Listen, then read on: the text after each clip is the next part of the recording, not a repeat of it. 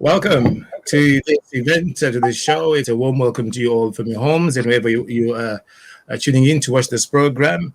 It's a program that we are focusing mainly on celebrating fathers, and today being Father's Day, of course, as you all well know, and we hope you've had a good day so far. We want to have a bit of a debate, and talking about diaspora families and how we can unpack fathers' challenges that we have. Fathers, yours is an eternal calling from which you've never released. Callings in church, as important as they are, by their nature are only for a period of time. And then an appropriate release takes place. But a father's calling is eternal, and its importance transcends over time. It's a calling for both time and eternity. It is a saying that we got in October 87 by Ezra Benson. This afternoon, I'm joined by a host of specialists, I suppose, in this particular area, and we hope to have a discussion and a debate about one or two elements that we think have been affecting us others over this period. We've got with us Bishop Mary, who is well known within the UK. He is a community leader, he's a religious leader, and he's the overall bishop in the AFM in the UK. Bishop, welcome to you, and thank you for joining us. We've got Dr. Dominic Basura, who's a senior lecturer in sociology at the University of Glasgow here in the UK. His research interests include global migration, transnationalism, and diaspora studies, and of course, African diasporas. Dominic has published widely in peer-reviewed journals and edited books. He is the author of the very popular African transnational diasporas, Fractured Communities and Plural Identities of Zimbabweans in Britain. And that book was published in 2014. Dominic, welcome on the program. Thank you. We also have with us Mrs. Rumbidzai Vunzawabaya, who is the CEO and founder of the Migrant Family Support, which is a CIC supporting migrants of African origin living in the UK, providing holistic support in areas of legal advice and psychosocial support. Ms. Rumbidzai Vunzawabaya, welcome on the program. We also have with us Professor Jules Mcgowan, who was born and raised in Zimbabwe before moving into the UK over 10 years ago. He has been married to his wife, Kudzi, for more than 20 years, and they've been blessed with 2 sons. Julius, who is a born-again Christian, is an associate professor of innovation and technology at UCL, University College London. And this is one of the top universities in the UK and, of course, globally. Professor Mcgowan, welcome on the program. Thank you. Last but not least, thank you. Last but not least is Mr. Jeff Madzingo, who is the CEO and founder of Diaspora Insurance. He's a Chevening scholar, a seasoned banker, and an insurance specialist with decades of experience. Diaspora Insurance is a multi-million turnover business and provider of the household product, the Diaspora and Funeral Cash Plan, which has clients globally and has settled well over $1 million in claims settlements. Cover is globally to over 13 African diaspora nationalities who can cover themselves and their loved ones wherever they are in the world. Again, Mr. Madzingo, welcome to this program. Thank you. My name is So, and I'm going to be the host of this event. So, on June 20, the world will be celebrating Father's Day, and we thought it would be a fitting moment to reflect and share experiences the journey of fatherhood, looking particularly at fathers in the diaspora. Fatherhood is indeed a full-time assignment, as Benson notes in the quote above, and the diaspora fathers living up to the challenge, or are they caught up in a conundrum of socio-dynamics eroding their heads as the powerhouses as they be? Is traditional fatherhood under siege and being debased by a silent social phenomenon? The diaspora fatherhood challenges are immense, and it is this background that we are convening and covering a discussion, kickstart more of the similar discussions coming out following a few hard questions that we want to discuss this evening or this afternoon, depending on wherever you might be in the world. So, panelists, welcome yet again. I'll start my question straight away to Bishop Mbedi. Find from you, what are the challenges and the blessings of being a father in the diaspora, from your opinion, and obviously from experience? Thank you very much, Mr. Sox. I really appreciate this time, and thank you, viewers, for watching today. And I want to take this time to appreciate everybody, the panelists. Thank you so much, Mr. Jeff Sango. Thank you so much for affording me this time. I really appreciate, and be blessed. Basically, what we have seen in the life that we live in diaspora, there are quite a lot of challenges, especially that are first with fathers. Fathers, they face a lot of challenges that we are in right now. So it's very important for us now that as challenges unveil themselves, it's very critical for us to know how to tackle those challenges. And like one of the challenges is really fatherhood. Fatherhood is not just something that you smile about. It has a lot of responsibilities. So there is a lot of responsibilities that follows fatherhood. So therefore, in its own, we can see that fatherhood is not easy. It's a challenge on its own. And also we have cultural differences. You know, when you come to diaspora, there are things that you have to adjust. So as a father, you need to adjust certain things so that you adapt to the environment, not per se to undermine or to devalue your values, but also to just take note that there are things that are different, that I have to do it and approach them in a different way, in a different perspective. So cultural difference is another dynamic that is a challenge to us that needs to be addressed. So as fathers in diaspora, there are quite a number of things that we need to look at.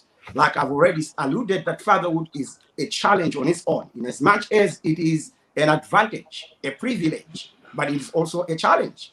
And then also look at that and then see that there are greater responsibilities that comes along with that. And also we have seen and looked at cultural differences. There are a lot of differences that we encounter in terms of our cultures. And also we have to look at the issues of family, family dynamics. Those are challenges on their own.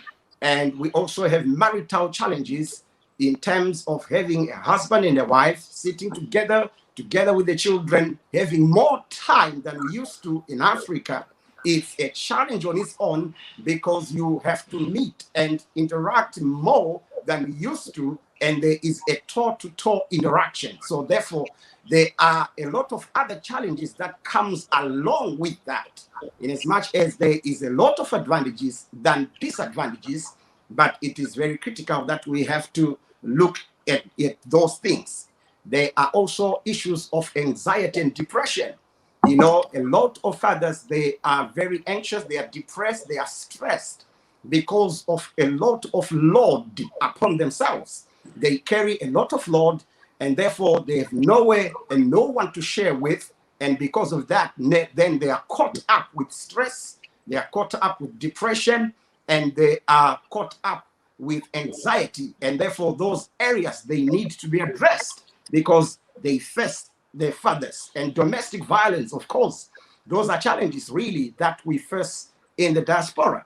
And also we have what you call managing, such kind of things like stress. So it is another area that we need to look at and then deal with that. And then sex and intimacy. This is another area again that needs to be looked at in diaspora. It's not something that we cannot just bypass, but it's something that we have to frantically look at that and deal with that because it's a challenge on its own. And then we come to priesthood as a father, because you have to be a father, at home, and also you have to be a dad. You have to provide for the children. So there is a lot that comes along with being a father. So you have to provide, and also you have to be a priest. So in other words, you have to balance. So the issue of balancing is quite an issue. It's quite a challenge. How do you balance to be a husband, to be a father, to be a dad, and to balance all those things? It's quite a challenge, especially in diaspora, and also bestowing values to children and to your family. It's very critical, because we have to know that when you move into a different nation, there are dynamics there. We are in the first world, and we are coming from a third world country, coming into a first world. So things are now at a very fast mode, and therefore to adjust, so that you have values within your family, within your children, is very critical. It's a challenge. So to bestow values upon your children, upon your family, is not an easy goal. It's a serious challenge that needs to be looked at. And of course, there are quite a number of them. I can go on and on. But basically, maybe at this moment in time, I'll stop here and then we'll take it further. Thank you very much. It looks like there are more challenges than blessings of being a father in the diaspora from what you've given. Let me bring in Dominic from a sociological sort of point of view, picking up on the points that Bishop Mary has mentioned, things like cultural and anxiety and depression and things along those lines. What would you say to that? Funeral cover for less than a cup of coffee. Peace of mind is not as expensive as you may think. For just one day, you can forego your cup of coffee for your monthly Diaspora funeral cash plan cover. To find out how much premium you would pay, get a quote today. Visit www.diasporainsurance.com/get-quote. WhatsApp +44 770 3838 304 UK and international. WhatsApp +27 659 070 419 South Africa and rest of Africa. Funeral cover for less than a cup of coffee.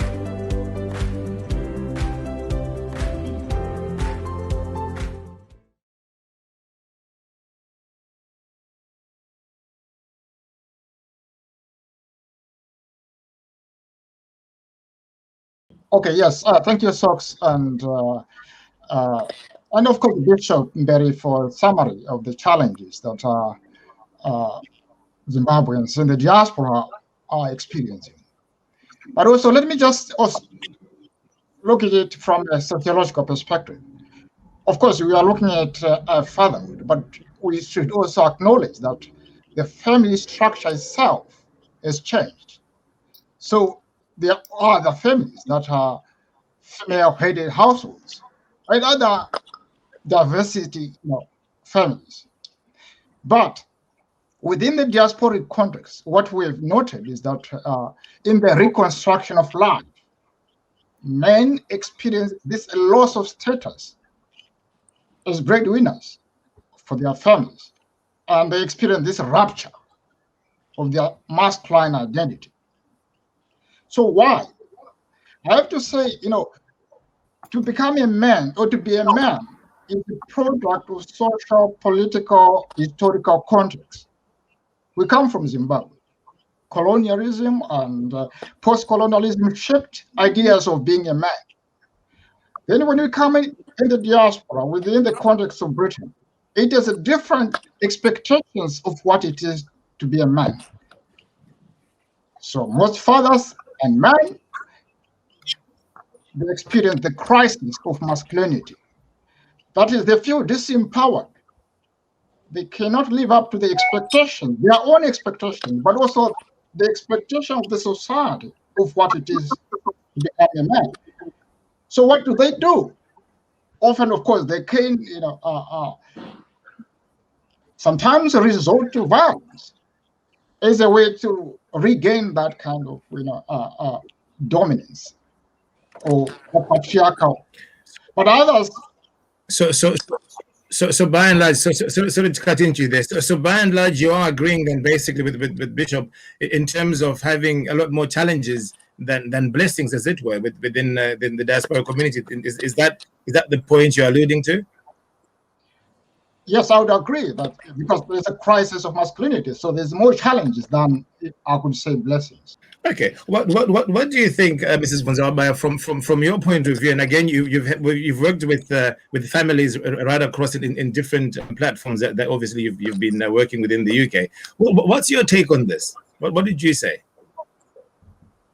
I tend to agree that there is a crisis of masculinity, and we perhaps see it at the end where we're having to deal with family breakdown and family breakup due to domestic violence, due to abdication of responsibilities.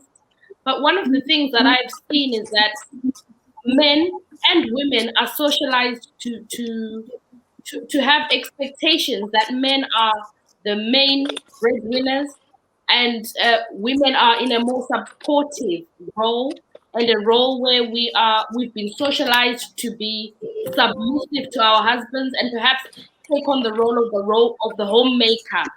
But coming into the diaspora, there's been a change in those gender roles, which has been difficult for families to navigate it, to know how to deal with it. And this has increased tensions in the home due to the expectations, due to societal norms. And with those expectations, it's caused a lot of tension, leading to a lot of difficulties in home. We've done some research in our organization, Migrant Family Support, and in the Zimbabwean community, which was the main community that we did a survey in, 60% of the women earned more than their husbands in terms of financial, they earned more financially. But all of these 60% said there was still an expectation for them to take on the bigger chunk of being the homemaker, raising the children, cooking, doing the chores. And that built up a resentment among them as women. But with the men, there's a loss of what Dr. Pastor has said about their self-esteem being affected, their sense of identity, their sense of self-worth. And when you have those tensions in the home, it's a recipe for explosions, which we are seeing in the impact of the number of divorces, the rise in cases of domestic violence. So those are some of the things that we've observed on a day-to-day basis, and those are some of the issues. And I the list that Bishop Hamandisha went through of all the issues and the challenges that men are facing. It really shows why it's being a challenge to be a father in the United Kingdom. In 2021. We'll come to some of the points that you've mentioned in there. Very interesting points, very pertinent points. We will come back to those points again and revisit them. I'm keen. I mean, Bishop Mary, I'm keen to come back to you again, and maybe you on this one. Could you share with us what you think makes you a good father? Could you share with us elements of fatherhood being perhaps the values being more universal, or do they differ from culture to culture? Perhaps religion to religion, or country to country, race to race. I mean, the list goes on. Could you share with us, from your point of view, what you think on that? Yes, thank you very much, Sox. In as much as we were talking about challenges, but there are also advantages. There are also pros and cons to things. So there are also benefits in as much as fathers in diaspora are concerned. So basically, a good father, you have to know that, of course, there are quite a number of things that pertains to a good father. And number one of it is that, you have more time with your family. Unlike when we were not here in diaspora, we've seen that we could be spending more time outside, without families, without children, and not having, person-to-person or interaction and fellowship. But now we have seen that you are more closer to your children and to your family, because in Africa, we used to send our children maybe to relatives and all that. But in this instance, we don't have relatives that are, many. So it means you have to spend more time with your children, with your family. And also it means that you are able to bond You are able to come together, family becomes a unity, and you're able to be together as a family. And also, it also entails love. So there is a lot that comes with it, like love. You are very closer to your children, and there is a lot of caring. There is a lot of support that you give, and there is a lot of trust amongst yourself. And we have to also know that you have more time of prayer and even holidaying. You are able to go together to holidays as a family, and you have more fellowship together as families. And it is very important that we have to create time. So as a good father, you have to train the children the way you should go, like the scripture in the book of Proverbs 22, verse number 6. Train the children the way they should go, and when they grow, they will not depart from it.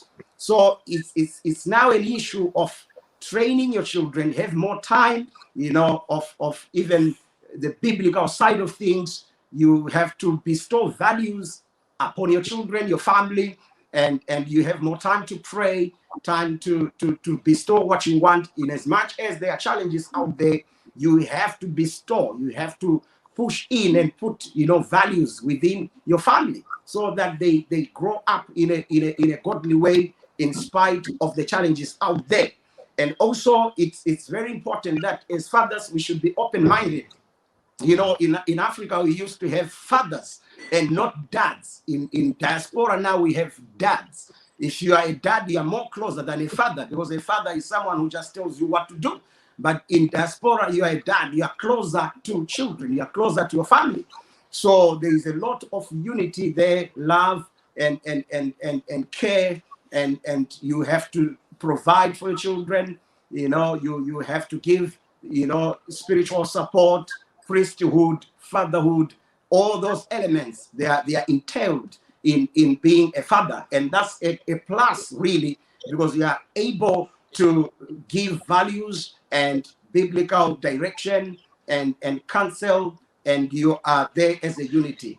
So this is what I can say for now, that there is a lot also of advantages that you can do as a good father. Thank you very much. Thank you. I want to immediately pick up on a couple of points you've mentioned there. More time to be with your family, and then you talk about being able to train the children in this environment. I want to bring in Professor Mcgowan here. Professor, I mean, you spend a lot of time obviously in innovation and technology, and the role technology is playing within the family now, particularly in this part of treatment. You and your wife have two lovely sons there. Do you find that a challenge? Do you find, like Bishop made it say, you've got more time with the family, at the same time there's more time and exposure to technology? How do you sort of take into that? Thank you very much, Sox. I think that's a very important issue you are bringing to our attention, the issue of technologies and what they do regarding the time that we spend together as families. I would quickly maybe start by wishing a happy Father's Day to all the fathers that are watching, current fathers and future fathers as well, and also appreciating the fathers that we are taking over from. So in terms of the digital age we are living in, if I can put it that broadly, I think it's an age that has brought a lot of opportunity for families, for individuals, for fathers as well, and even opportunity in terms of exposing some of the the terrible things that were happening in families. People have been empowered to be able to communicate and to express themselves. But the challenge that is also there coming with the technologies is how sometimes they can actually take over, whether it's at the level of the individual, at the level of the families, when we actually get to be controlled by those gadgets instead of us actually controlling the technology and making sure it helps us to be able to do what we need to do as a family. So just going back to the issue about spending time together as a family, I think there's really need for principles that guide how the family operates, so that we can be able to see the role of these different technologies in enhancing that interaction that is supposed to be there. Because at the end of the day, technologies are there to help us to communicate, to express ourselves the way we want to express ourselves. And if they come in and fit within a framework, within a vision or the moral values that the Reverend was talking about, then they actually come in to enhance what is there and not actually take the place of what we are supposed to do. Because we are people that are in flesh and blood, and we are supposed to fellowship and interact within those physical spaces when we are together as a family. Of course, if somebody is living in a different space, then the technologies will help us to interact. But I think it's all really about how we've got the boundaries as a family, we've got the vision, we've got everything that makes us a family, and everything that actually makes us realize that we are a family or we are a spouse, guided by the principle that we want to be better together than we would be if we were not together. So everything that we do should actually go towards making us achieve that. So let me leave it there for now. Thank you. Thank you. Thank you very much. And that point, I want to bring in just quite briefly, Mr. Jeff, Mr. Madzingo. I want to bring it in there briefly because I know that with your job, you've had to visit lots of families. You've faced several backgrounds. I mean, you've been in different backgrounds. You've been exposed to quite a wider variety, I suppose, of settings. What's your take to this, particularly the element of technology and family? You know, as you've moved around, I'm sure you've noticed quite a trend there. Would you want to keep coming in that one? Yeah. Thank you so much to everyone on the panel and also to our listeners. We believe in these programs. They shape us as a community and they give us strength as a community. So thank you everyone for sharing, and also all the fathers there. Thank you for watching and happy Father's Day. Yeah, the point is quite critical because we are faced now in a situation of a community or societies where, if you are talking of digital things, we are looking at a situation where you find that your children may be more hero worshipping the cartoon character on their iPad, on some programs that you don't even know more than yourself as the father.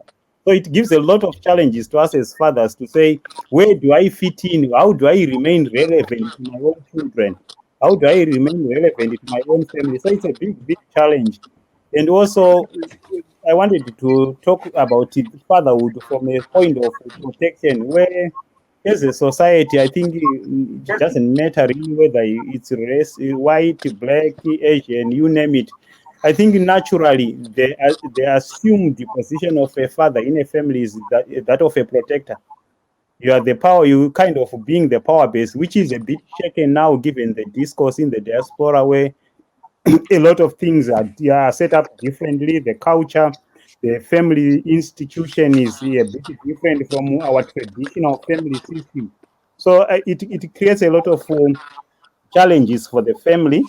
But from my experience as a banker, as an insurance person, what we tend to also want to emphasize is the fact that being the assumed protector, the father has got a responsibility which is different from the traditional responsibility where you are the muscular person, you are there for the protector, you are the one who carries the weapons. If you are working in the traditional setup, in our new setup now, where then do we fit? How do we transform those responsibilities into family protection, especially in context where you suddenly find yourself you are earning less than the wife, and the duties that are left within the family may no longer be as important as that you grew up to assume or you grew to see your father doing. So that's it. But from an insurance point of view, I equate insurance into family protection, and most of the benefits that accrue from insurance tend to be aligned with the family protection and intergenerational financial security. So the father's responsibilities could be shifting to make sure that when it comes to financial protection, if intergenerational financial security of the family, those things are in place, and the father is taking a role as well in saying, okay, as a family, God forbid something was to happen to me as a breadwinner or to my spouse as a breadwinner, where does that leave us as a family? Where does that leave our children who are financially dependent on us? What type of protection can we have to protect our income? What type of protection can we have to protect our accrued wealth over the time? Because if you, without some products, you may find yourself in a situation where inheritance tax can take quite a big chunk of your wealth, but those things can be protected through insurance products. And you can also look at, say, if I were to die with I would die with my income, but my children are also dependent on my income. Where does that leave my family? So the father should be the one probing to say situations like that may happen. To God, anyone can go anytime. Therefore, if something happens, what happens to my family? Those are responsibilities that we expect the fathers to be doing. And you're now talking also about issues of final expenses, where final expenses are basically your funeral expenses. It's very sad to see a father on GoFundMe because there's no police, or to see a spouse on GoFundMe because there's no police. So those are issues where the father's responsibility shifts from the physical power to soft skills, where you are protecting your family and creating wealth for your family. That's what I can say for now. You see, and you've spoken like a typical insurance salesman, where I've asked you a question on technology and you've gone right straight in talking about the products that you have. But that's brilliant. I allowed you to go ahead with that. I took note of that. Why? Because we've got some points that I want to bring in as well later on in the discussion. So I was happy to get you going with that. Okay, I'm going to go back to Dr. Sura. I want to ask again points that the previous speakers have mentioned, and Mr. Madzingo particularly, shifting responsibilities and fathers having to try to remain relevant. From a sociological viewpoint, would we say that the ground shifting for fathers? What are the changes, and how do the fathers retain the commander's role in the new society with so many compromises and discourses? Perhaps, Dr. you might want to expound on that. You might even add, if you wish, an element of the command structures changing or being disrupted within a setting, if I may indulge you on that. I lost my wife to the COVID-19 pandemic. It's a very difficult time for me, the children, family, and friends, and it's time for us to celebrate my wife's life. I just felt compelled to do this quick, heartfelt thank you message to the Diaspora insurance team. They have been exceptionally supportive and helpful. They treated us as a family, not clients. The policy was settled within 4 working hours of us providing requisite documents. In the current global lockdown, having a flexible cash-based policy has allowed us a lot of options as we prepare to give my wife a dignified send-off she deserves. Thank you again, Diaspora. Okay, thank you. Let me go back to the point, of course, raised by Rombidzai in terms of the changing gender roles. When you come from Zimbabwe or Africa, the expectation that women do all the household chores, the babysit, is quite different, because in Britain, there are different sets of gender relations, gender roles. So being in a diaspora, we are caught in between. We have to navigate these 2 sets of gender relations, back in Africa and here. And that is the source of the conflict. So the diaspora becomes a site of conflict. Which kind of gender relations or roles should you pick? Should you privilege? I think for some men, they tend to resist. So resistance can be one mode of response. And it might end in violence. For other men, they might withdraw, either withdrawing from marriage and then marriage breakdown, or they may return to Zimbabwe to regain their kind of respectability. So you could see here, you know what, there's this idea which I want to draw to the panel: respectable masculinity. So how do you acquire that respectability? And from who? From the community you live, from your family. Because ultimately, to be a good father, you must be respectable. Well, so some might either, accommodation, which means, accepting the changes in terms of gender relations. So men having to cook, having to babysit. But others, might try to use public spaces or community organizations or building projects at home. as a way to regain their masculinity, their respectability. So when I'm having a farming, or doing project in Zimbabwe, I feel I am a man now. So respectability, or being a respectable father, would come in different forms. How men would try to navigate.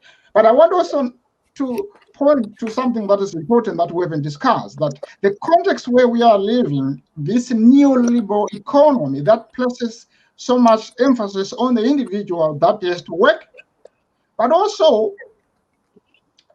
the legal framework, that is much more egalitarian. So the broader context where we live tend to shape our ideas of being a good father or being a man. But ultimately, yes, you could argue that I think most majority of Zimbabwean men or African men, they're experiencing that crisis of masculinity, of being a man, because they feel disempowered to live to the expectations of the society back home. What will my mother say if she sees me changing nappies? People navigate those kind of expectations. But as I said, well, I think for now, yes, men respond to it in different ways. As I said, you could argue withdrawal from marriage, or going back to Zimbabwe, or they resist, result in violence, drinking alcohol, or they can accommodate, end up, accepting. In fact, the majority of men are accepting the changes. But the others, again, who can endorse and subvert at the same time. That, okay, I can cook, but don't let my wife tell me to do that. So sort of endorsing. So you endorse, but at the same time you subvert, trying to acquire that respectability of being a man. I would end. Thank you for that. I'm going to have to come in there, and I want to draw in Bishop Mberi, and hear your take on that, particularly on the element of men having to accept that there's a role change there. There's acceptable masculinity that's being demanded, and that's been mentioned here. And the element of gender relations. Bishop Mberi, what do you take to that? I mean, again, looking at it, of course, as well, from a religious or spiritual sort of point of view, and working with the current of the modern society. What did you say to that? Yeah, basically, it's all about something that we call it's a challenge, really, especially to the modern men in diaspora, in terms of trying to adjust and to adapt to certain, things that you have to follow. And basically, with that, it needs somebody who knows and who goes back to scripture, because the biblical values, biblical standpoints, they are very critical in a family. We should know our roles in as much as we move from country to country, culture to culture, but the Bible remains the same. Biblical values, they remain intact. You cannot change that. So the problem now is when people migrate from another country into another country and they think they are superior, it is only because they don't know the values that are enshrined in the Word of God. So the Bible makes everything clear. The wife, she has to know her roles. The husband, he has to know their role. And these two, roles, they integrate, they interlink. We work together. And also to men, now I've been given liberty. I can do house chores, I can do chores, I can do anything, which makes me free and more friendly and be having, that kind of freedom to do whatever I want to do and help and support my family, which I see it as a positive. I don't see it as a negative. Where I do house chores or ironing, then I think, I'm being deprived, as a man. I see that as a positive. I have to support my family so that, my wife cannot say I'm tired, because I'm also part and trying to help her to do things. My children, I support them. I give them biblical values.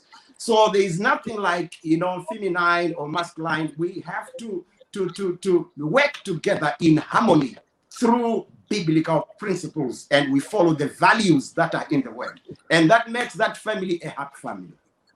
Thank you. I love the way you say liberty. The man is now at liberty to do household chores. That's a very nice way of putting that across. Um, can I ask, Mrs. Vonzabaya, and I suppose yours is a two-pronged one, because I'm going to ask you to respond to what has just been said, and then also, in reflection of that, would you maybe agree that the traditional scenario of the father as the sole provider of the family is no longer true in so many situations here in the diaspora, particularly? And then while you're at it, can you also add how the emergence of wives that earn more than their husbands influence the dynamics of the relationship within the household and within the community as well? Bearing in mind that the man now has liberty to do household chores. I like the phrase. This is if you can.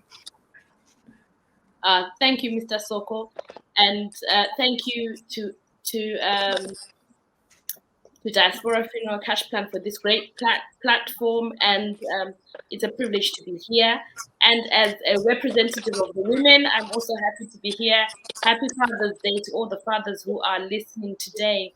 And I love what the bishop has said about men being free and being able to be at liberty to help with chores. We love that, and we love to hear that, because we need the help. And I really believe that whoever earns the most in a family setting is not the actual problem, because families can work together. As long as families are working together, everyone is pulling together. Families are on the same side. Husbands and wives are on the same team and trying to achieve the same goal, which is to advance their family and to do well together. But one of the things that I've seen in practice, or practically speaking in some settings, and I understand that the setting that Bishop is talking from is where a family upholds Christian values, where a family has got Christian moral values to help them to frame how they run their families. But that's not the way that all people are. There are many people who are not Christians, and many people who have different sets of values. And we've seen that just those expectations of society and that deep-seated ideas about gender roles from parents, from what we've seen growing up, is really instilled in people. And so we've, for example, I saw my dad going to work every day, being the main breadwinner, coming home, sitting, we would serve him his meal, and he was Baba. And that is what brought him that respectability and that value to the family. And so a lot of men who've come to the diaspora also have that same expectation, that when I'm served, when my wife kneels before me and serves me food, when I'm given that respect, then he values himself as a father. And I agree with what Dominic said, that some men have abdicated, have resisted, have withdrawn and gone back and can't cope, but many of them are coping. And they're managing to adapt to the society that we live in. And I want to acknowledge those men who have been able to adapt, those men who have been able to change their own mindset and be brave enough to do housework, to look after children, to do all the things that need to be done in order for the family to move forward. One of the things that Mr. Smokoyo asked is about what can I say, that when women are now earning more money than men, and how that affects the dynamics in the home. And we've seen in the UK, many women have been able to come in, adjust, adapt, and do courses that enable them to get more money. But we've seen a lot of resistance among the men in doing that, and this has led to the disparity in the income, which is in itself not problematic. But where there's underlying problems and issues around communication in the home, around supporting each other in the different roles, a man can easily be a house husband with a wife who's working, as long as he's being a house husband and looking after the home and the children. and there may not be a problem. But I think the problem comes when there are unrealistic expectations. And as a woman who also ministers to women, who speaks to women, I know that what we encourage each other is mushamukazi, and the woman is, so even if you're earning more money, you still have that responsibility to look after the house. You still have the responsibility to be very active intimately. You have the responsibility to make sure the children are looked after, they've done their homework. So we encourage each other to do that as women. And slowly we've seen that women are getting frustrated, they're getting tired, they're getting burnt out, they are stressed, they are depressed. And this causes a lot of conflict in homes because we as women feel overwhelmed because you're earning and you're also coming home and you're bearing the brunt of the domestic chores. And so it's important for families to have those conversations. I look at the millennials, the ones who are coming after us, some of the younger ones. And my son, we have these discussions and he says, I don't have a problem with my wife earning more. I don't mind looking after the children. And that's a conversation that we'll have as to who is the one who's going to be the one who goes out and earns more, who stays with the children when they're little. We'll have those conversations and we'll have those discussions. And I think that's something that perhaps we can learn as well, to be able to have frank conversations about money, to have frank conversations about what are we using our money for? What's the purpose of working and working and working? And sometimes things get distorted because there's this need to be seen and to be respectable and to do projects at home, to do business in Zimbabwe, to show people that you're still a man and you're respectable. And then the money that you have, the little money, is being spread so thinly across here in the UK and across and in Zimbabwe. And then there's division in the home. So I believe really that issue of who earns more is not the major problem. The major problem is perhaps the communication between the couple, the vision for the marriage and for the home and for the family. What is your vision? Where are you going as a family? How are you dividing your gender role? Are you communicating about chores? Are you communicating about looking after the children, school run, ironing, all the things that need to be done? Are you actually having a conversation about those things? And when we're able to have those conversations, we can get round the issues of who earns more. Where there's problems in communication, where there's division, where there isn't a common goal, then it becomes a competition. And when you have a competition in a home, that's when the issue of who is earning more becomes a problem. Because it's then I'm doing my projects, you're doing your project, I'm doing my thing, you're doing your thing. And in the home, there's no more unity, there's no harmony. And when that comes and it's a competition of who's earning more, who started their own business, who's doing this, it then filters onto more problems, anxiety, depression, alcohol addiction, pornography, withdrawal, resistance, all the issues that have been spoken about before. And it boils down to power, it boils down to identity, respect. Then all of those things come into it. And I think there's so much to talk about this, but for now, I think that's all that I will share and say. I was going to say that. I was going to say that there's quite a lot to talk about, and you've unraveled a whole new box of issues there. You see, again, that if I take the very first comments that we got and what you've just said now, it looks like the family unit itself is in a bit of a situation. Then if men are stressed and there's depression coming up, and then the ladies feel the same, frustrated as well, if the men don't step up, I think the family unit itself is in some kind of danger. But that's a discussion for another point and another time. But Professor Mcgowan, you know, you having been born and raised in Zimbabwe and then migrated here, and you've been with your lovely wife for the last 20 years. I think you sort of both divides the older generations, say, and the family. What's your take, particularly what Mrs. Muzabwa has said? How do you deal with that? How do you feel about it as well? Yeah, I think I quite agree with a lot of the points that Mrs. Muzabwa raised. Particularly the issue about sometimes the problem is actually not who is bringing in more money. There are probably problems elsewhere that are actually then just manifesting that way. And that actually confirms what we found in a recent study where we were looking at cases and causes of divorce in the diaspora among Zimbabweans. And so a lot of the issues that came through actually raised a number of questions around, a problem versus a symptom of a problem. Issues around correlation and causation. If two things are related, is one causing the other, or is just a coincidence that they're all happening together?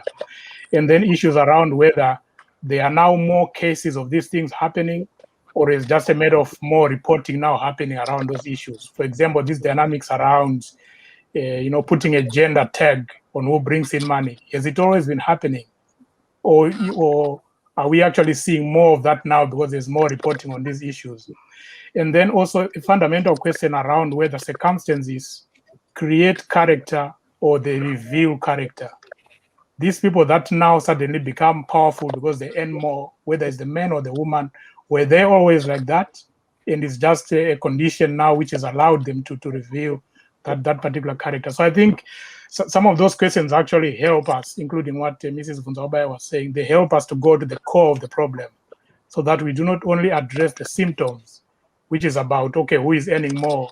Then how do we solve that? We can't then say the wife's employer must reduce her salary or her wages. I mean, that is not good for the family. But how do we actually go to the core of the problem? And I think even again, picking on what you are saying, what some of the young people are saying really about that, it doesn't matter who is bringing in more money. And I think for me, that's a fundamental issue, that families need to make the most of whatever opportunities they have. Whoever is bringing in more, that's an opportunity for the family. And that should be made use of, instead of really putting a tag on who is bringing in more money and who should bring in more. Because, I mean, it's a season that you're going through. Maybe in the next 5 years, the husband will be bringing in more. But if we destroy the family institution based on who is bringing in more today, when things can change tomorrow, then who wins in that case? So that's what I would say. And I think, in my family, that's how we have tried to resolve these issues. Of course, without revealing who earns more in my household. But basically to say the principle is that we say whatever money is coming in is for the family. And it's a season that God has allowed to be shaped that way. And we enjoy whatever is there and we make the most of it. Thank you. Thank you, and I like the element that you've brought in, the research that you've just done. I think particularly in the element of who brings in more money as also a precursor to that. I want to indulge Mr. Jeff. You being somebody who's involved in insurance for so many years and in banking, in fact, going back. What do you think is the attitude of men, particularly or fathers, towards insurance? Bearing in mind that obviously you've got your premiums that are paid monthly or yearly or quarterly, whatever the case might be. From your records, if I may say, do you find you've got more women who are contributing or are subscribing, or is it more men? What's the attitude of men towards that? And might that have a significance maybe, or a link to who brings in more money? What's your take on that? Diaspora Insurance, contact us today, where you are guaranteed immediate cash payout on claim. Protection without borders guaranteed. Yes, cover for life. Payout on claim guaranteed. Free cover in the future guaranteed. Dignified send-off guaranteed. Peace of mind guaranteed. Celebrated life guaranteed. Personal and family dignity guaranteed. Living and begging never again. Contact Diaspora Funeral Cash Plan. Diaspora Insurance today for your dignity.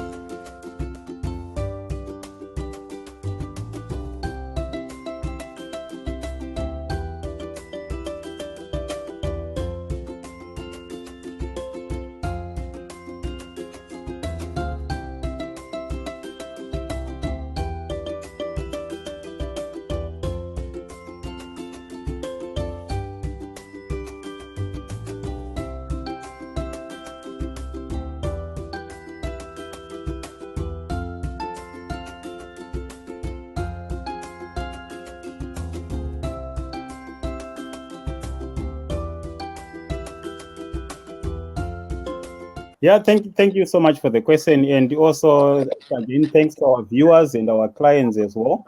Yeah, the question is very critical, and the issue of the attitude to insurance of men and how in terms of our portfolio split, who is more receptive to the idea of insurance. I think what we have tended to see in the diaspora and what has manifested in the diaspora with the coming up of social media, you find that women are much more connected and much more informed, because they tend to have women groups, they chat there, they share ideas, they do a lot of things. Whereas men generally find that we struggle to even say, let's have a men's group. The number of people who join there and talk about things is very, very limited. Whereas women, they tend to have quite a lot of groups sharing ideas and everything. But back to the question of, in terms of our uptake, in terms of our looking at insurance, which is the main product that we do, we have tended to realize that a lot of women are more up to it when it comes to taking insurance products. But I still wanted to emphasize the point that insurance is one of those products that you can use to take your seat as the family protector and protect your family. And but generally, what we have tended to see is situations where a woman is in a group of ladies. They talk about insurance. They then contact us. They get a quotation, and most of the time, to be honest with you, when they go to say, once they say, oh, let me go and discuss with the men of the house and I'll come back, then we can finalize it. Most of the times, to be honest with you, that's where it gets blocked. Not that all men would do the same, but generally you find that kind of trend where men would then tend to question a lot of things. I think naturally also it comes from that idea of men being strong, men being able to confront things as they happen. So there's the element of saying, I will deal with it when it happens. We deal with it when it happens. And people don't realize that to God, you don't choose when you go. You can go anytime, but people want to postpone things. People want to believe that it happens next door. So we'll deal with it. If it comes to us, then we'll deal with it. But they tend to be no plan. So my message to men is that shift your responsibilities from muscle-based protection of family to soft skills where you can play in a role, regardless of whether you are the main breadwinner, your wife is earning more, and also be receptive to ideas that women can bring to the family. Say, if we do this, maybe that can help us in the situation of a bereavement. If we do this, but that's my point. The men's attitude to insurance seems to be lagging behind that of women, because we are not taking insurance as a form of family protection, and we are not taking it as our responsibility. Men, we think the women are chatting in their groups. This is not important, but otherwise, I would encourage to say, men, it's our responsibility to make sure that in the event of family losing income to bereavement, we've got protection in the event of a bereavement, or in the event of retrenchment, you lose your job. All those things can result in family losing income. So we need to be talking to insurance experts and say, how best can I protect my family? And also when the wife brings the idea, be receptive. Take it as a noble idea that she's talking about family protection and helping us as men to make sure that we protect our family as well. Thank you. Thank you for that. Again, it's interesting to pick up on the point that, like you said, it's more women that suppose approach you, and when they take the issue back home to the man, there's usually a block there. And then you've said men play a role as protectors of the family and providers. Professor Mcgowan, what do you think about this element of men having to play roles? I mean, there are so many role models in society. How do fathers remain relevant as a role model to their children, particularly more so within the digital age? What would you say? I mean, I'm at a loss there. That's a big question. It's a big question, really. I mean, we touched a bit on the digital age and the kind of opportunities it has brought and the tools that are important for families and even for fathers. So maybe let me pick up on the point of role models. And we know that this is one of the most widely used concepts in many spheres of life, whether it's in business, in careers, in sports, in relationships. There's a lot of talk about role models.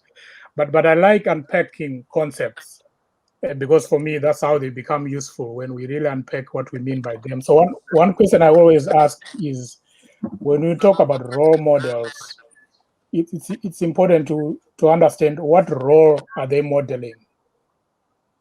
And we have seen that fatherhood is a very complex, multifaceted calling.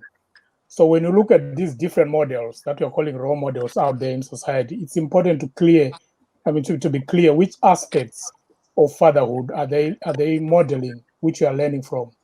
Is it about discipline? Is it about intergenerational thinking? Is it about working hard? Is it about instilling moral values in the family? So there are so many different aspects. And I think sometimes things get lost in that understanding that when you see somebody that is dressed nicely and they're posting whatever they're posting on WhatsApp, on whatever social media, that doesn't represent much in terms of who they are as a man or as a father. So, I teach and research on policy modeling. And one of the sobering realities that I'm guided by, together with other people that are interested in modeling and models, is that all models are wrong, but some are useful. That's a quotation from a British statistician called George Box. And when you stand back and think about it, it is so true. Look at what's happening now with COVID, or the models that we have seen and how they've all proved to be wrong. And that's true for any model in engineering, in policy, even in relationships. Of course, except if you're talking about the model presented by our Lord Jesus Christ. But any other model is wrong, although some might be useful. Because a model basically is an approximation of reality. You're trying to approximate what is happening in the real world. And it behaves differently depending on the context. So whoever we see in the digital space, how would they behave in my own household?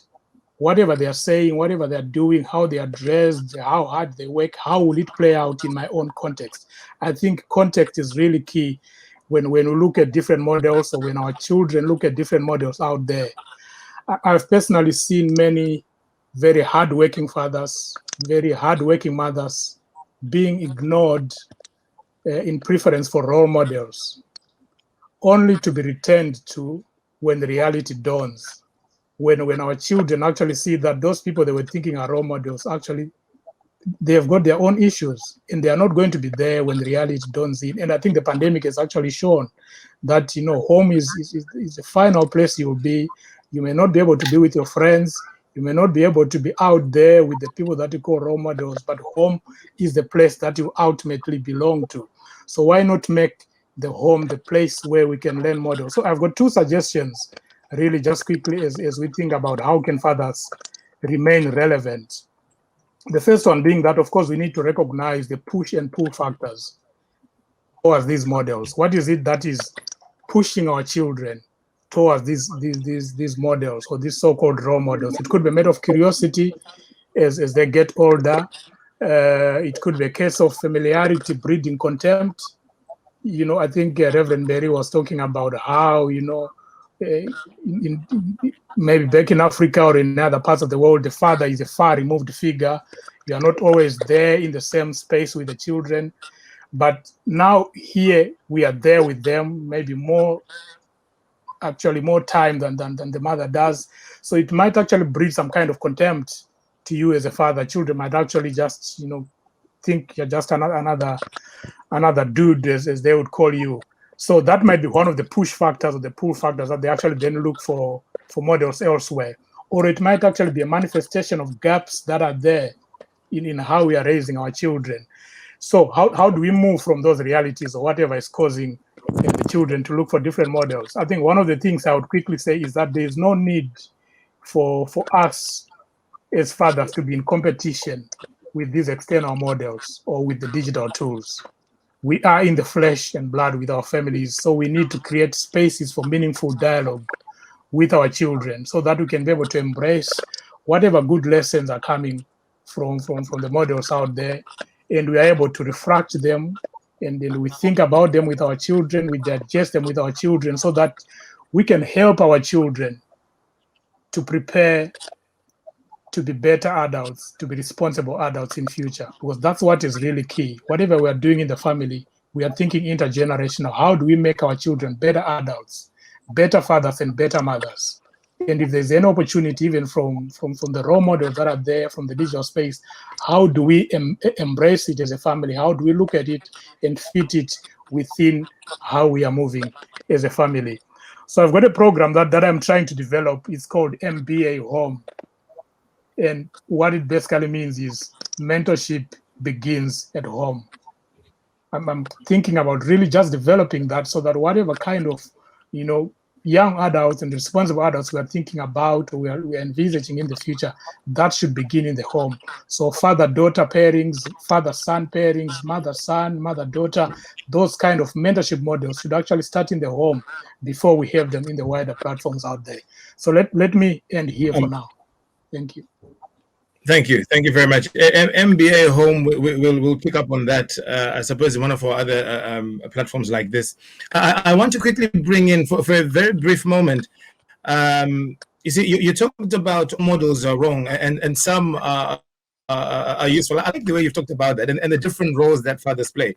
I want to quickly bring in, just for a few seconds, Dr. Basura, again, based on the research. In fact, like I said earlier on, you wrote a book that talked about the fractured communities and more importantly, plural identities of Zimbabweans in Britain. So we of so many different role models, and you're talking about plural identities. Could you perhaps share for a brief moment what your thoughts could be on that? Thank you. Well, thank you. Before I come to your question, let me just say, I think I want to just say briefly, about, the person earning a lot of money, I think, in the household, and of course that becoming much more important. I have to say, I think from a sociological perspective, it's not so much what you earn, but it's the kind of work that you do that shapes your identity. So this is why a lot of Zimbabwean men, I think, when they come from Zimbabwe, the kind of occupation they were doing. Now, when they came here, they are working in much more feminized occupations. What Joan McGregor said, joining the BBC, British bottom cleaners. And that has an impact in terms of identity, shaping the identity of becoming a man, because they feel they are not doing a man's job. So the kind of, now going back to your question, of course, on my book on fractured diaspora or plural identities, yes, I think it is fractured in terms of our aspirations, in terms of our ideas of form. I think you could look at it from a gender perspective. For most women, the diaspora is permanent. They are here to stay. And for men, the diaspora is temporary because they want to return home. So whatever their experiences they have in the diaspora, they think this is a passing phase, because ultimately the project they are doing in the homeland, they have to return there and as I say, regain their respectable masculinity. But also, I want us to think it from much more historical perspective. In Zimbabwe, when there was ASAP, what happened? A lot of men lost their jobs. And what was the consequences of that? We know women were engaged in this cross-border migration, going to South Africa, Botswana, buying and selling. In fact, they were earning money. But still, their role in the household, they were still, performing, household chores, or they can, employ somebody else, another female, to take care of the household. So I want to say, it is the context where we are that helps, that gives us the legitimacy either to continue what we are doing or discarded. But ideas, of course, going back to my central ideas of the crisis of masculinity, that these are not natural, but that these are always, breaking down, like in the diaspora, or they're being contested. Of course, women contesting them, that, well, they need to be changed. But change is always difficult, So I would say, well, look, when you reflect on migration is a rupture. It allows us to rethink what we take for granted in terms of gender relations, in terms of gender roles, but also rethink about even sexuality, kind of sexuality, because then we see something different, and then we tend to compare. So these are not fixed. But also, when we talk about, men being in a crisis, and then we still expect them to become role models. What kind of role model? Because already we say they are almost in crisis. They are marginal men. So it's quite very difficult. But for children born here, whom others have called, they are second generation, third generation, our expectations are actually different from them. If you ask them, do they want to go to Zimbabwe? They say, what is Zimbabwe? Because they are shaped by the context where they are, and they might define themselves maybe as, half Zimbabwean or half British. Yes, so I want us to look at the patterns of change that are happening. I'm going to draw you back. I'm going to come back on this point, not in this particular program. I think in follow-up programs, because you talk of a very, very important part as well. The element of profession coming into play, the different professions and the backgrounds to it. And that's a completely different topic which we must explore as well on a different platform. If you just joined us, by the way, we are just having a discussion on trying to unpack fathers' challenges within the diaspora families, and we've got as panelists. We've got Dr. Dominic Pasura, we've got Bishop Mberi, we've got Pastor Mcgowan, we've got Mr. Wabaya, and we've got Mr. Jeff Madzingo and myself, Sox, as the host of this event, just to welcome you and ask you to sit comfortably. We'll carry on. I want to change the topic or the flow of the conversation. I want to come back to fathers and children. Particularly, Mrs. Vonzwabaya, I'm coming to you. How can fathers build a strong relationship with their children, let alone and their spouses? The spouses will come later, but I want to focus more on how can fathers build a strong relationship with their children. Thank you, Mr. Soko. I think fathers and children, one key thing that I would say that springs to mind is to be present. To be present, regardless of whether they're married to the mother or not, but to be physically present and to be emotionally present.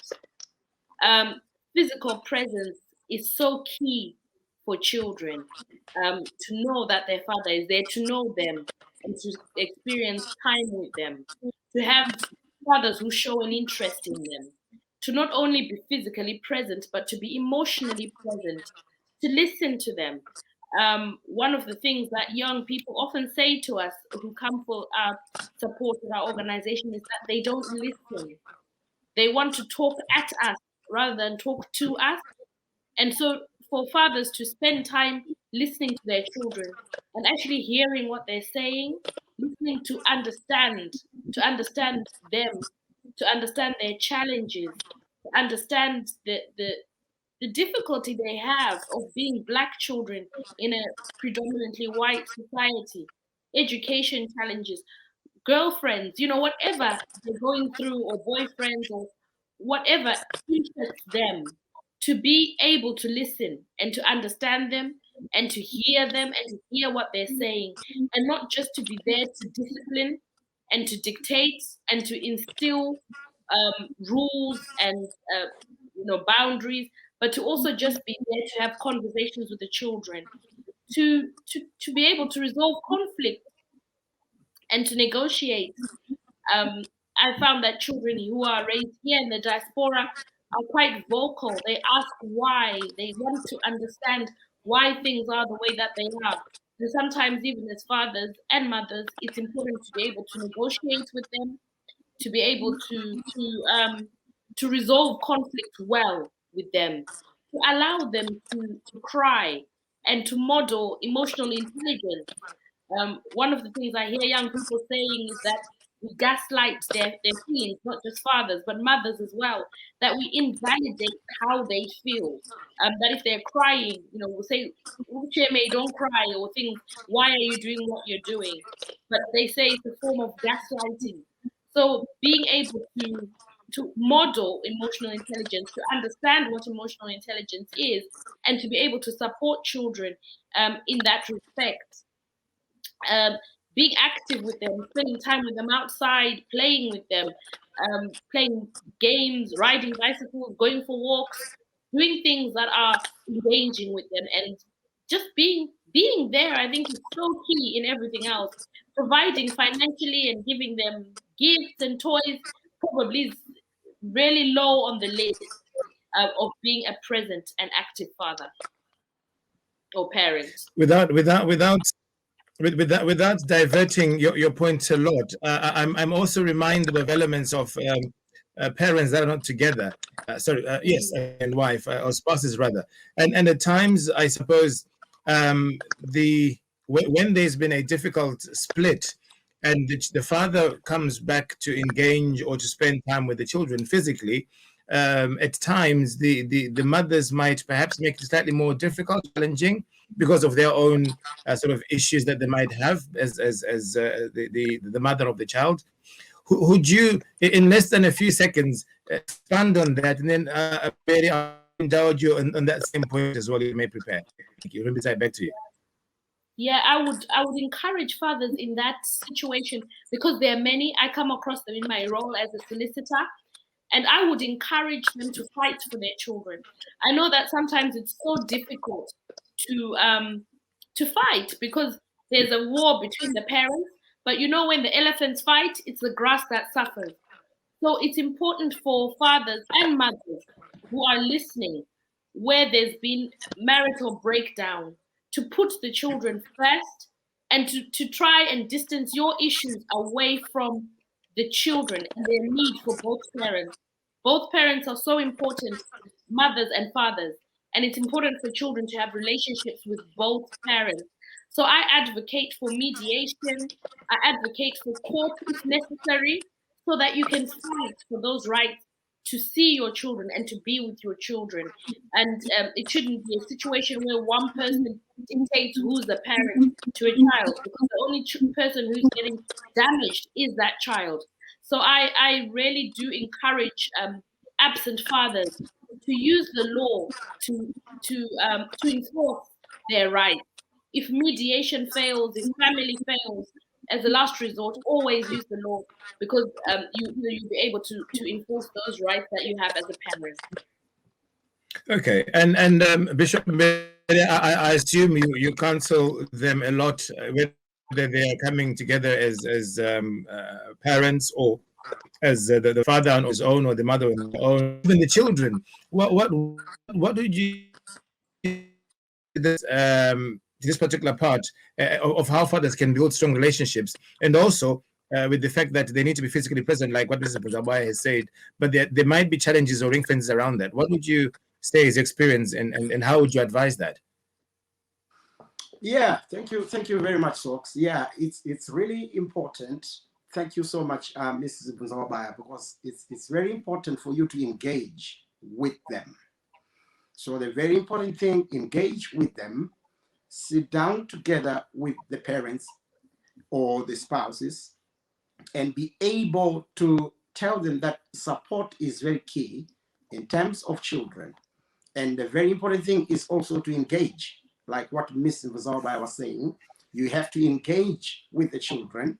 And most of the families that usually we meet when we have counselings, you would realize that there is a lot going on. Maybe it's about divorce, and they're on that verge, and children are now affected by that. So what we would encourage them is to continue to support children regardless of the parents' differences. Because remember that even if you separate, but you're still parents. So you have to take care of the children that you have, because children, they are a blessing from the Lord.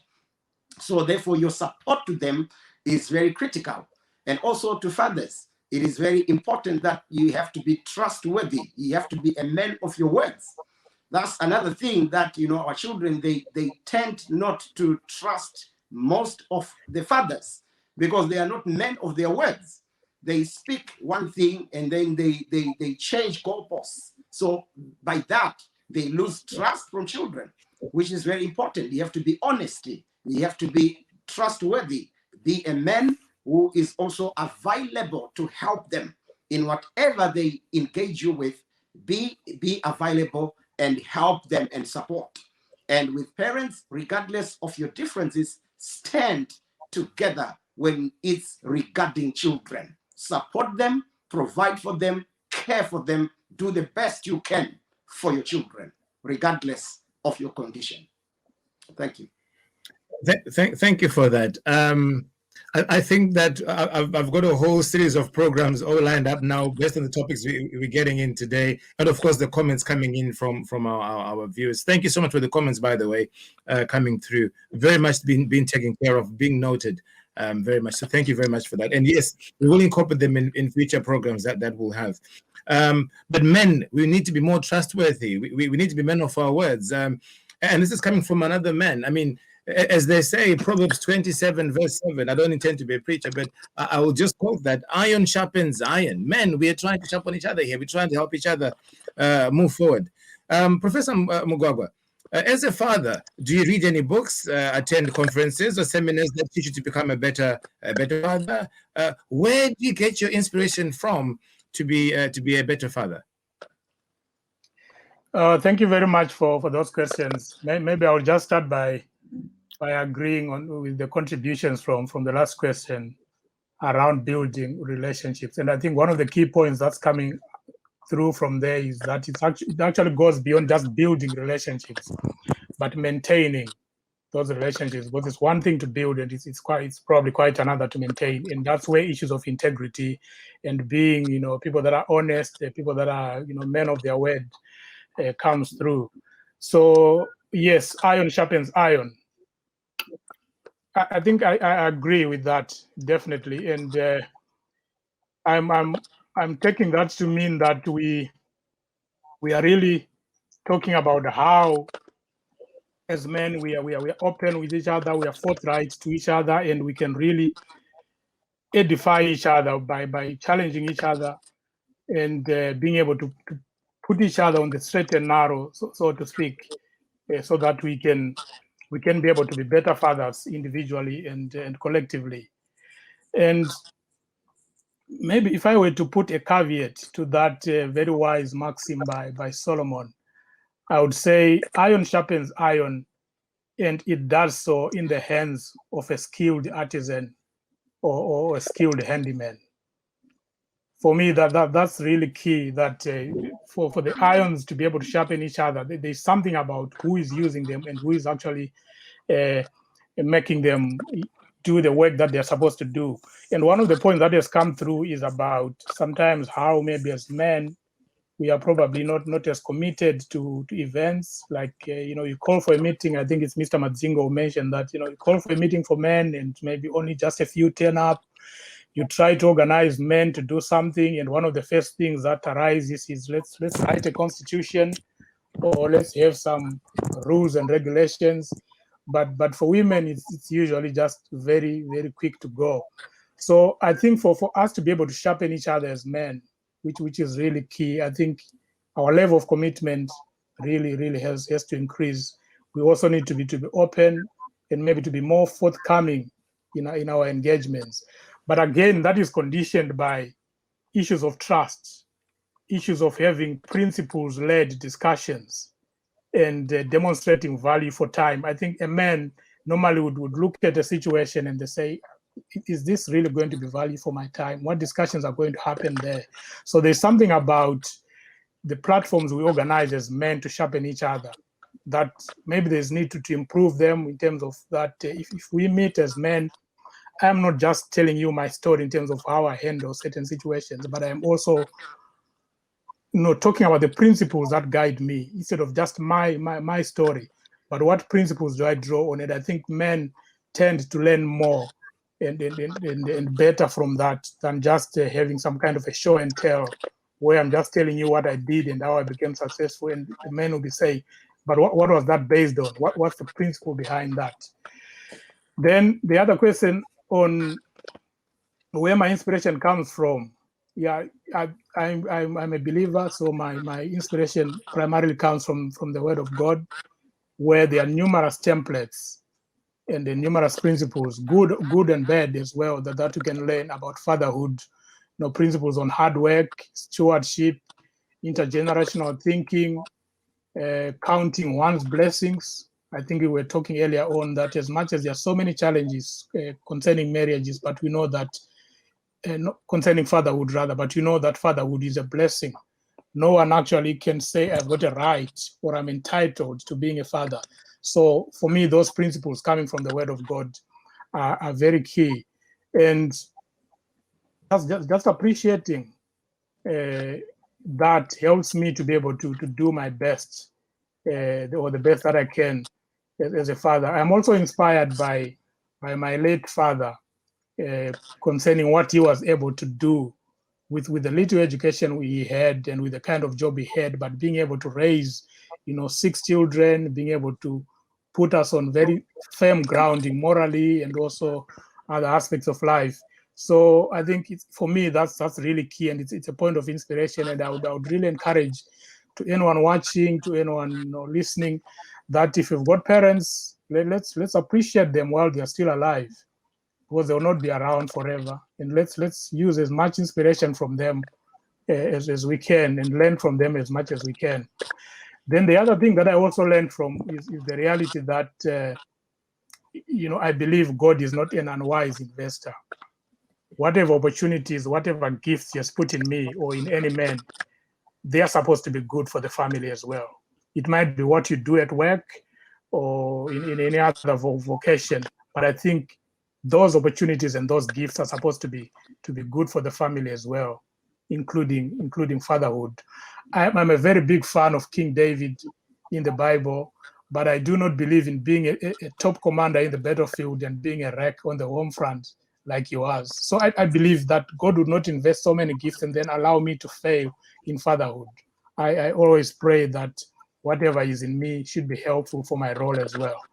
Then with respect to reading and events, yes, absolutely. I actually call myself a lifelong learner in the school of life. There is so much to learn every day. I deploy what I call the rule of one. Wherever I go, I want to learn at least one thing. That becomes value for time for me, whatever I learned from here or wherever I go. So I attend events. I also organize events, different engagements in my church and in other forums as well. But I'm a bit hesitant to embrace the notion of being taught to become a better father. The whole idea of being taught, I think sometimes it can be problematic, especially for men, where it entails some kind of a unidirectional knowledge flow, where somebody sitting there and they're teaching you. I think men tend to embrace when it's co-learning, or we are learning from each other. I think that becomes more useful. And most of the forums actually tend to be like that you're not going there just to be taught, but you're going to learn and having others to learn from you as well. In terms of books, I mean, the Bible is one of the books that I read all the time. But the one good book that I read and I've reread for so many times is a book by Edwin Lewis Cole called Maximized Manhood, A Guide to Family Survival. It's a forthright book drawing on biblical principles to tackle issues that affect men. And I would really recommend anyone that has got an opportunity to read that book. It's a 1982 book. There have been so many different editions of it, but it really tackles issues head on, even in the contemporary world that you're living in now. So let me leave it there. And yeah, like I said, iron sharpens iron, especially when it's in the hands of a skilled artisan. Thank you. Thank you. I can see that Dr. Pastura, you're ready to go. I'll hold you back. I know you want to say, I could see you moving, you're ready to attack. I'll hold you back a little bit. I want to bring in Mr. Madzingo, because Mr. Madzingo, I've seen you on the motorway. We've met so many times when you're attending events, either as Diaspora Insurance rep, or as within a media capacity, or in your own capacity. But you've been to so many events over the years.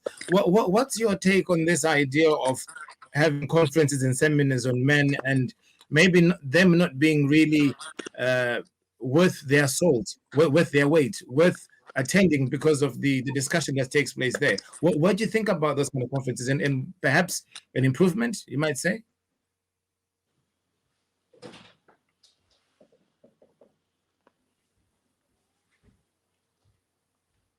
I can't hear you if you're speaking. Sorry. Yeah. Thank you for the opportunity. Yeah, my take is that it's I've attended so many events and I've presented at different events, but again, when it comes to men events, we tend to be less organized and less forthcoming compared to women.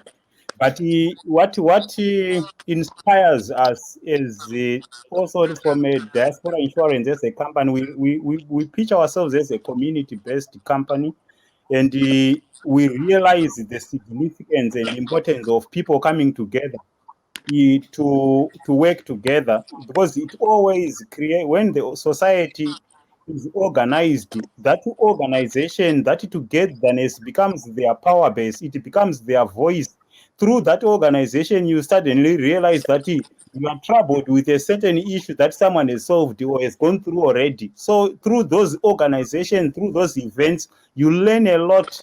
And it's something that we should invest as a community in organizing these events, organizing these debates, and making sure that we reach out to each other and we can support each other, we can provide solutions to each other, we create our power through that voice of coming together.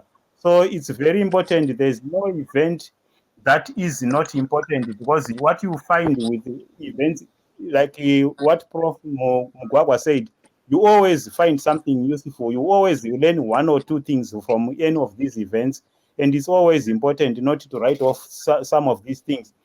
We also find a challenge we have as men, that sometimes we miss these events because I want to watch football. Yes, it's quite relaxing to watch football and do things, but I wouldn't forego talking about insurance or talking about something, attending a conference where I will learn so much, how to support my family, how to create wealth for my family, because there's a match. It's important to watch football. It helps you to relax, but we should always put things into perspective to say, okay, when I wake up tomorrow, what would be more important to me, to my family, and to my children? Doing this, or sitting and saying, I don't want to do this because there's going to be a match. I like football, but I don't want football to rule me. But I think a lot of men, we are guilty of being run by football or matches. When there's a match, nothing happens. So it's important that we do this conference, support each other, and give our voices together. It's a power base that we can leverage and to do a lot of things. Mr. Madzingo, I could hear many men growling as you spoke more. Some even trying to find the off button as you talked about football and stuff. But the reality that Bishop, the reality that we have to confront, unfortunately. Bishop Mary, how do you find that when you host men's events, men's seminars, etc., within the church community? How do you find the uptake, and of course the content of the information there? How does that come to you? How do you pick that up? Yeah, basically, I think what happens is when we meet as men, we tend not to see a lot of engagement. Well, some men, they just keep things to themselves. They are not eager to participate, to share with others. So that's a problem in its own, because if you are not able now to interact, and share and be open to each other, then that's a challenge. And mostly when we meet, we've realized that most men, they are reserved. They keep things to themselves. They don't want to share more about themselves. And they just, keep it to themselves. So because of that, we've seen it as a challenge, really, to men, that they have to come up. So fatherhood is a gift from God. It is a gift. When God has given you fatherhood, it's a responsibility, it's stewardship. And men, they have to be able to interact. They have to be able to go into social platforms. They have to be able to open up, so that they engage themselves and release themselves. Most men, they are under pressure, and they have all this stress, the depression, because they keep everything to themselves. They don't have a platform where they are able to share with others. Like you're saying, men, a lot of them, they keep to themselves. They be just watching maybe some movies or some football by themselves. But when it comes to social gatherings, we have seen quite a lot of other men lagging behind, which is a bit worrying, because when we meet together, that's where we learn. That's when we change our perspective, the way we think, and we are transformed. We are renewed in the way we think, because we meet together with people who have got different backgrounds, people who have got different way of seeing things and how they approach things. And therefore, we learn quite a lot from that. So this is what we have really seen with quiet men, that they are not, geared up, and they are not up to it. They are reserved, and we try by all means to make them, open and socialize together with others. So that's what I can say for now. Thank you. Thank you. Dr. Basura, I left you at the end deliberately on this particular topic because I know you have a different take to it. You have a different approach to it. And I kept remembering in my head the element you mentioned about how the man would say in Zimbabwe, I'm now a man when he goes back home compared to what happens here. So I knew you might have a different opinion or approach to that. What do you think about these men's conferences, men events, and seminars about men within the diaspora environment? Well, thank you. You're right. That I have a different, perhaps much more sociological, where formal spaces, for example, the church, or conferences, are not the place where people actually learn. But in fact, there are places where people perform. So it's more like a theater. But I think it is almost like, what I would call the everyday life. This is where ideas of being a man are reaffirmed, are given the legitimacy. What are these informal spaces? Gochi, kwamereki. These are the spaces where man becomes man. But I think we have become sometimes much more westernized because we want to compartmentalize, put things into formal spaces. But this is not where men become man. In fact, they resist it. So, in fact, I would argue, you need to follow where men go. If you want gochi, kwamereki, wherever they go. And then you realize that when men are talking with other men, they challenge each other. And in fact, they destabilize maybe harmful ways of becoming a man. But also, I want us to also be appreciative that there's no homogeneous understanding of being a man. You could argue from a Pentecostal perspective, men in Pentecostal churches are a different kind of man. Sort of breaking away with the past, breaking away from alcohol, and also men from other, religious groupings. So ideas of men are not just one. They are sort of diverse. They are plural, but they are not natural. They are created within the everyday life. It is in that everyday life where, if you want either to change to happen, it will start there. Now, change will not start perhaps within formalized spaces, because it's almost un-African or un-Zimbabwean or uncultural, because in those spaces, often men are told how they are not good enough. They are lectured on how they are not good enough. For example, I think here they are told how they are abusing families, how they are,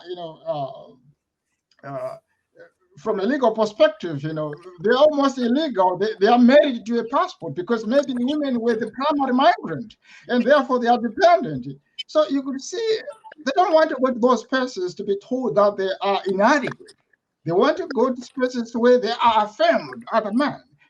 Gochi, kwamareki. So this is what I would say.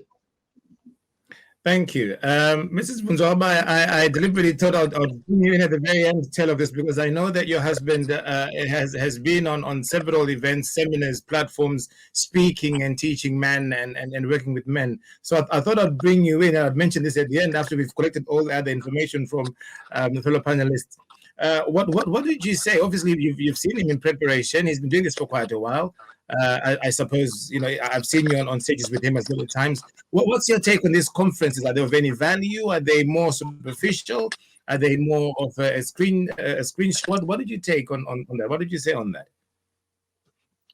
Thank you so much. It's been really interesting to listen to all the different views. At the moment, my husband is on a platform for men, for Christian men. So they're having a prayer for 21 days. Where they're praying for us, for their wives. So that's very good and very nice. And all of us are so happy. But I don't know how effective conferences are. And I think someone said something about being a performance and men not liking being told what to do, how to do it. And I think that's one of the things that he has said back to me, that men don't really like coming and hearing another man telling them how to be a father, how to be a husband. And it goes down perhaps to egos, male ego, and being macho. So for men, it's not something that they find very useful, or where they don't really engage as much as women. And the Reverend said something about men being, they internalize their emotions. So even at the conferences, it can appear to be quite superficial, whereas with women, we're able to make more of an impact, and because we are open and we talk and we share quite freely. So I really like the approach about men going to where the men are, and these are conversations that we've had as to how do we reach the men, because some of the challenges that we face is when we're dealing with damaged women, we always think, how can we get to the men? So this is a conversation that we've been having. And I remember someone from our local council talking about man sheds, where men gather in sheds across this city where we live. So not just our men from Zimbabwe, but generally that men don't like these formal settings. And what they do in the sheds is they just tinker about and do things, make things, and in the man sheds, they then talk about men issues. Another model that I've seen working very well is a barber who also has therapists in the barber shop. So when they're cutting the men's hair, they talk to them just to talk about issues, dealing with mental health, dealing with the challenges that men face. So taking very different approaches in order to reach men, to have dialogue, to talk about those difficult areas that they face. So I agree that with men, there needs to be innovation. There needs to be perhaps a different approach. In Zimbabwe, I know that Vanasekuru would sit with them under a tree, or barbecuing, machigocha, or playing football, and talk about these issues in an informal setting and just really natural. And I think that may be where here in the diaspora, the men who are trying to do something may be getting it wrong, because they're trying to formalize things and get men to sit in a place where they're being spoken at, rather than having that opportunity to speak together and dialogue. So this has been really useful in hearing that. And yeah, and I think everyone who has spoken is right, that there may be a need to do things differently, to go where the men are, to engage with people like Jab Pressure. Whenever Jab Pressure used to come here, there are many men who are there. And I remember thinking, how can we get access to all of these men to support and help them? And so it may be using other innovative, different ways to be able to support men. Thank you for that. The comment section is quite interesting. It's quite exciting. I'm sure the panel behind are taking all notes of the comments there, and they will be used in reflection of other similar platforms we'll have like this. This event, of course, is sponsored by diasporainsurance.com, and I'm sure they were listening very, very carefully about the different kinds of events we can have as well going forward, where we can sort of engage people of similar minds and see how far we can go. And of course, we'll have other discussions that we'll have.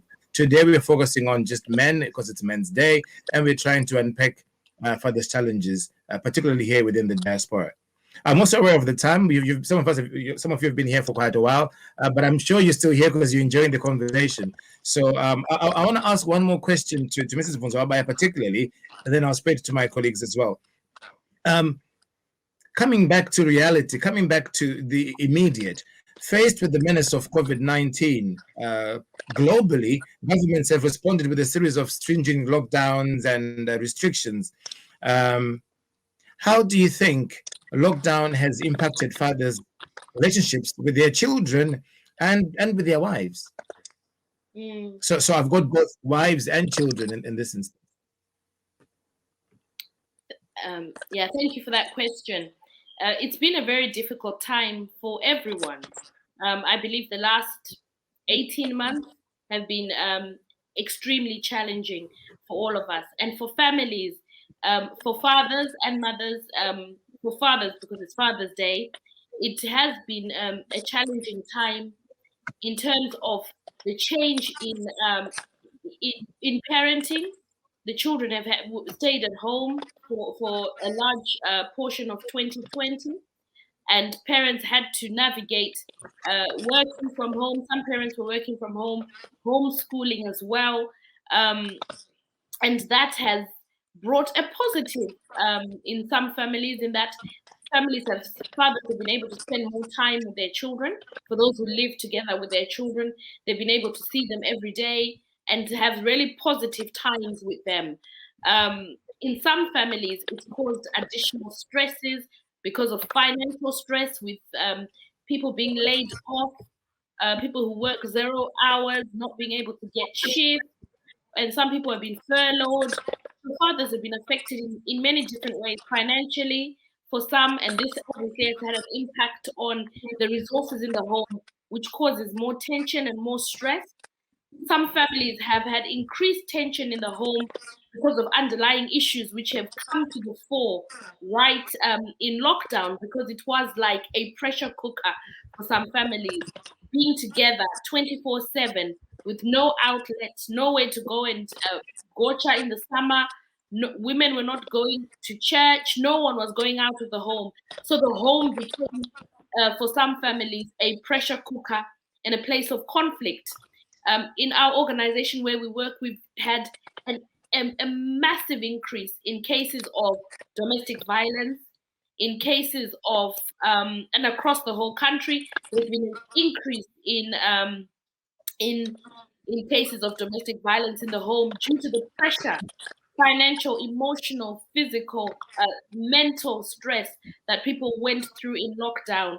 And men and fathers were not spared from this. They were at the brunt of it in some instances. We've seen a large increase as well in divorces and marital breakdowns caused by the pressures that people had to experience during the lockdown. Another area where fathers have experienced trauma has been the death of their wives. In our Zimbabwean community, there are women who work as frontline workers, and we know that many lost their lives during the COVID pandemic, and this has left fathers being single parents and being widowers due to the pandemic, and this has caused a lot of complex grief and unresolved issues among our community. Even the death of parents in Zimbabwe, and people have not been able to travel or go and mourn as we traditionally would mourn together with others. And this has left new and different types of mental health problems, anxiety, complex grief. Alcohol consumption has increased as well, and there are more alcoholics, not just in our community, but in the nation as a whole, in the world, due to the pressures of COVID-19. So it's been a time of a stressful time and a time of great challenge. But also for some people, it's been a time of opportunities for families to come together and build closer relationships. But overall, I believe that the pressures far outweigh the benefits that were there during lockdown and COVID-19. And I trust that there is a lot of ongoing research about how to support people to come out of this, and for fathers who have been affected in so many different ways, to be able to give them support to build them back up post-COVID. I lost my wife to the COVID-19 pandemic. It's a very difficult time for me, the children, family, and friends, and it's time for us to celebrate my wife's life. I just felt compelled to do this quick, heartfelt thank you message to the Diaspora insurance team. They have been exceptionally supportive and helpful. They treated us as a family, not clients. The policy was settled within 4 working hours of us providing requisite documents. In the current global lockdown, having a flexible cash-based policy has allowed us a lot of options as we prepare to give my wife a dignified send-off she deserves. Thank you again, Diaspora.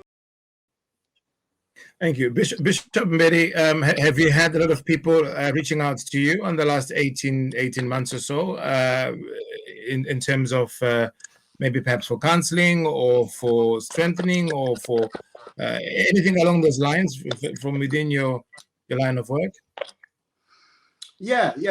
That's correct, Mr. Sox, because what has been happening is, truly speaking, there's been a lot of challenges during this time of lockdown and restrictions. And because of that, many have been reaching out, because there were quite a number of our members who have contracted this virus. And now they were also wanting counseling and prayers. And still others, they are consulting regarding the vaccines, whether they should take up the vaccines or not, which is, another area that is gray in terms of our BAM society. But basically, we have quite a number of people who have been coming forth, and we have been just praying for them over the phone. So we were not meeting physically even up to now. We haven't met here in Leicester. It's quite a challenge from the onset, because there was a localized restriction, localized lockdown in Leicester, and up to now we haven't met, as a church. So we have quite a number of people from other regions who have been calling in the Christian environment, where they wanted help, support, and others, they wanted food, really. So we had to make sure that we would send people with food, just put food by their doorstep, and they would just open their doors and have food. So it has been like a roller coaster, really, in terms of how things have been unfolding during this COVID restriction.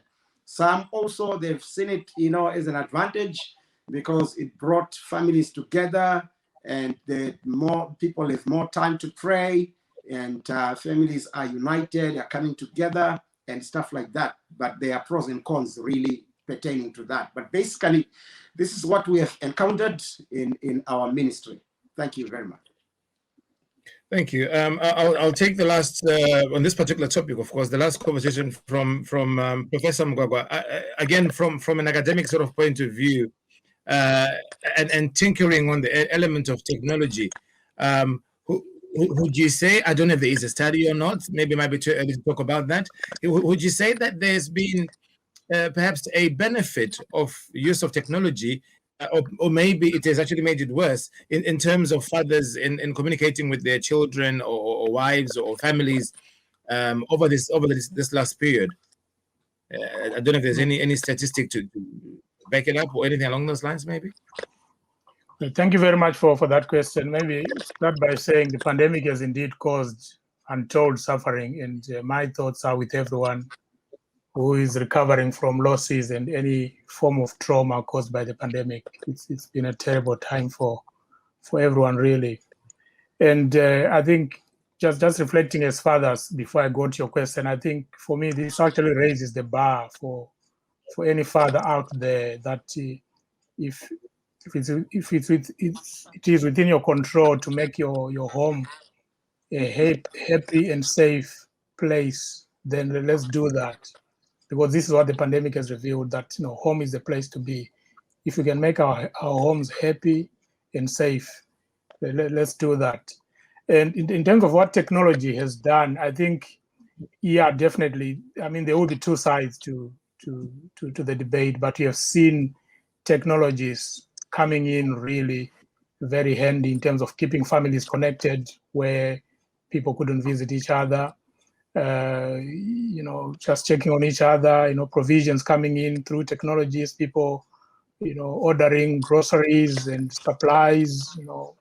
Through the use of technology. So technologies have really been quite handy. And I think this just reflects what a technology is all about. Ultimately, it's a tool, and how it's used, it's about in whose hands it is.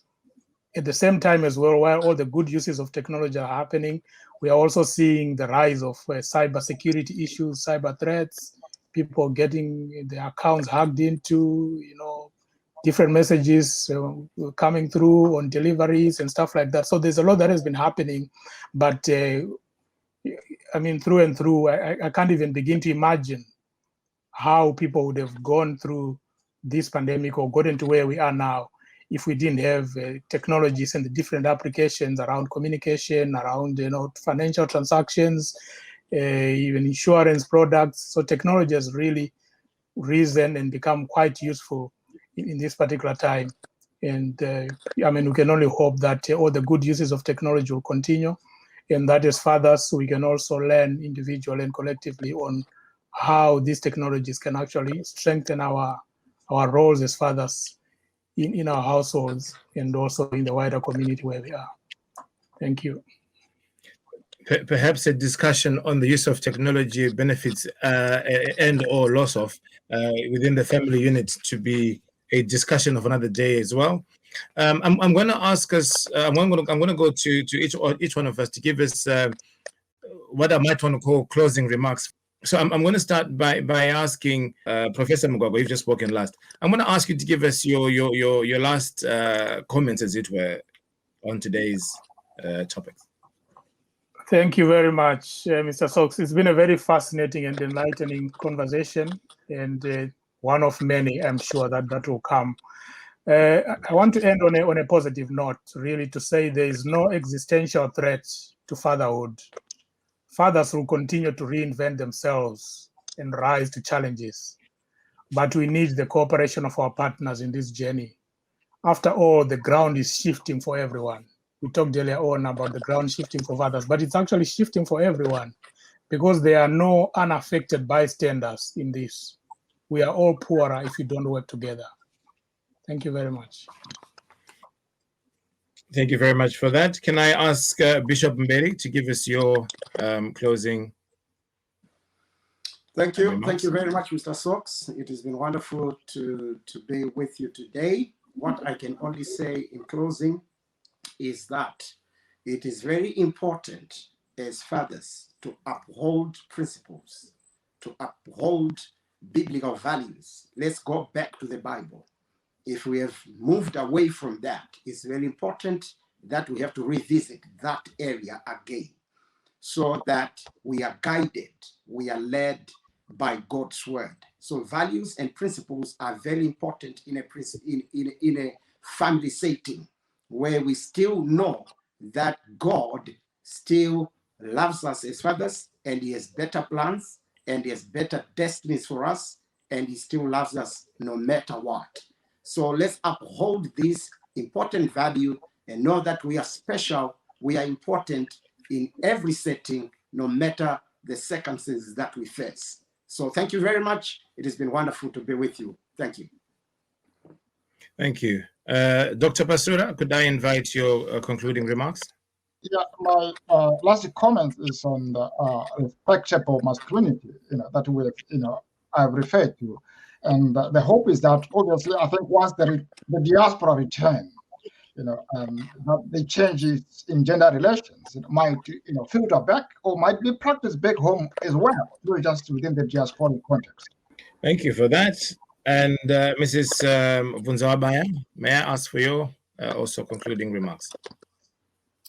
Thank you very much, Mr. Soko, and thank you to Jeff Madzingo. Thank you for this great platform, and to everyone who's been listening today. Thank you very much.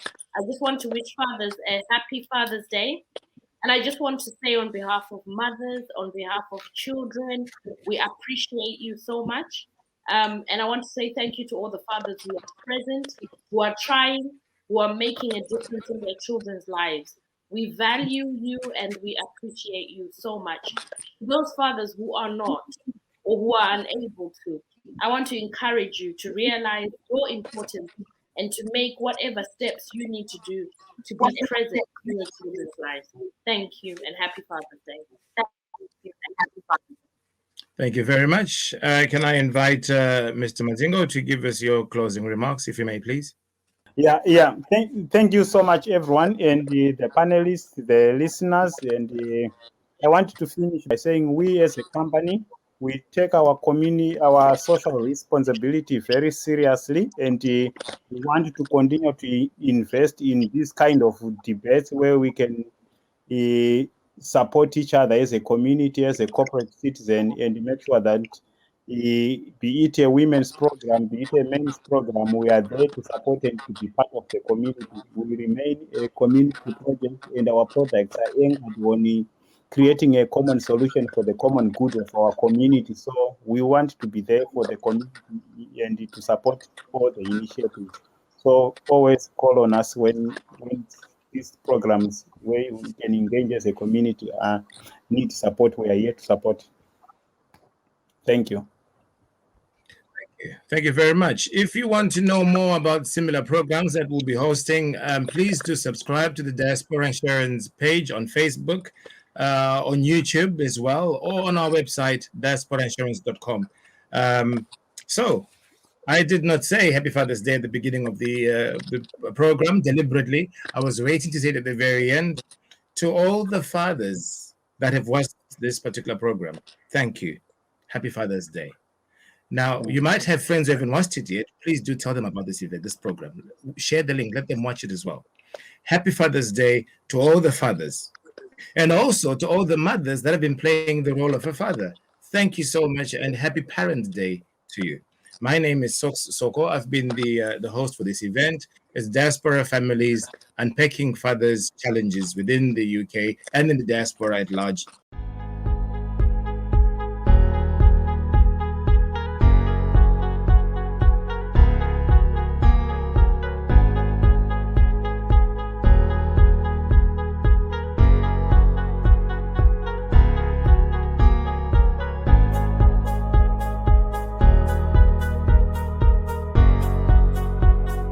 Funeral cover for less than a cup of coffee.